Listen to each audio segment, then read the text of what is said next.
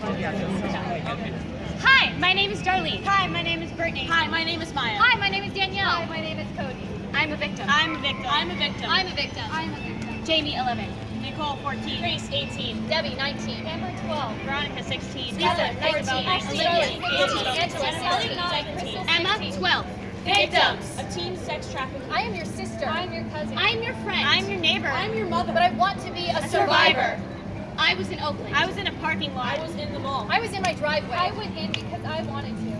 I was only 14 years old when I moved in with my 18-year-old boyfriend. It took only 1 year for his sweetest honey words to fill my mind and make me believe that I was worth something to men only if I sold what was between my legs. Man, go get that girl! Was all the warning I had before someone grabbed me by my hair and pulled me into their car without my consent.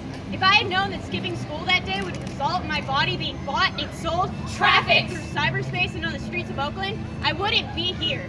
I worked 3 jobs every day just to make enough money so I could go to college because my parents couldn't afford it. But God, I wanted to go. I was willing to do anything just to make a little money for my education. So when a well-dressed man approached me, said I was a perfect candidate for modeling, how could I say no? When my friend called me to come outside to her car, I thought nothing of it. In my SpongeBob pajamas, I moved to greet her with a hug, only to be betrayed by her throwing me into the back of that Cadillac while our pimps put guns to our head and told us not to act stupid. Growing up in a home where drugs were everything to my parents wasn't healthy. I was placed in a foster care home. My 14-year-old self believed my friend who told me about the glamorized life of selling yourself for sex. I willingly went in. I would be like one of those women in the movies that all the glamorous men wanted. I trusted him. I shouldn't have been skipping school in the first place. Someone finally told me I was pretty. It was my fault. I thought it would be like the movies. It was the only way to pay the bills and buy food. I was 15, kidnapped on Havens Court in Foothill. The man looked like an ordinary person. They're the only ones I come home to now. I trusted my friend because she was the only one I can vent to.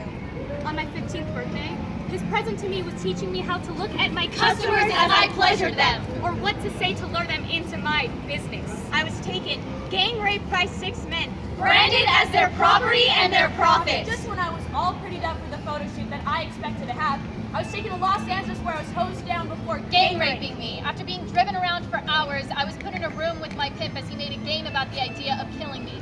When he got bored, he told me to bend over so he could see what he was working with. He raped me. Day after day and year after year. Stockholm Syndrome. Feelings of trust or affection felt in certain cases of kidnapping or hostage taking by a victim toward a captor.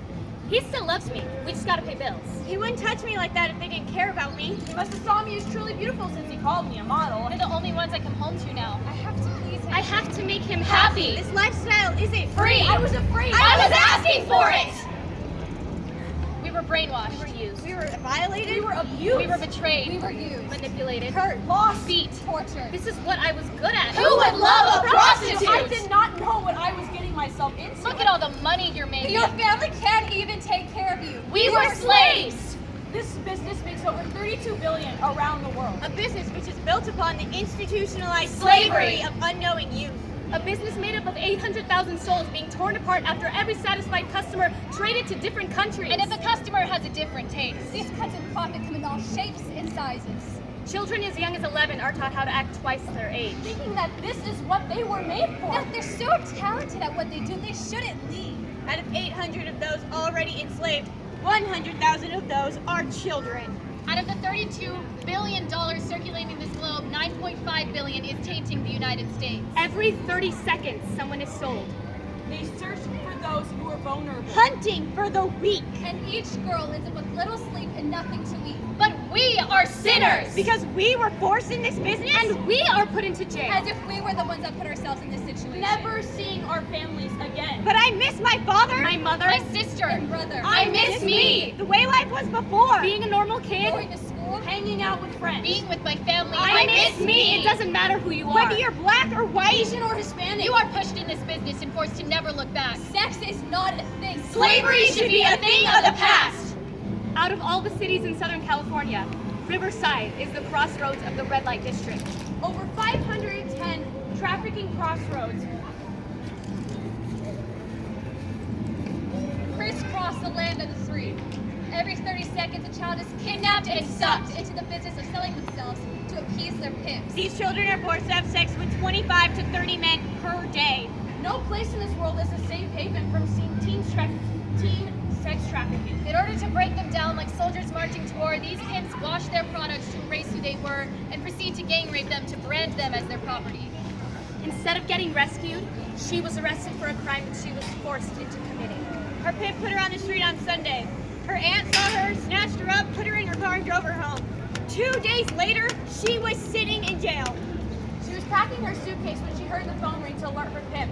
She gave him the phone and she said she was going out for a smoke. She ran for her life. After she made her pimp angry, he stuffed her into a drawer underneath her bed and left her there.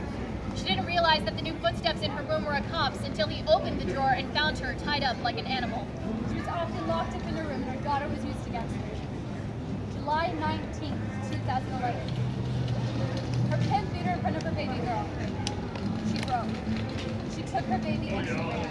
Sex slavery is alive and well in this world. If we have all of this information, And we know where the trafficking spots are. Why aren't we stopping it? How long is it going to take for us to realize that sexual trafficking is an inhumane industry built on the foundation of sexism and misogyny? If we know so much about it, why aren't these girls coming home? why should we wait any longer to end a problem that we thought we fixed in the Civil War? We know what's going on. We know it's wrong. It's time to end it.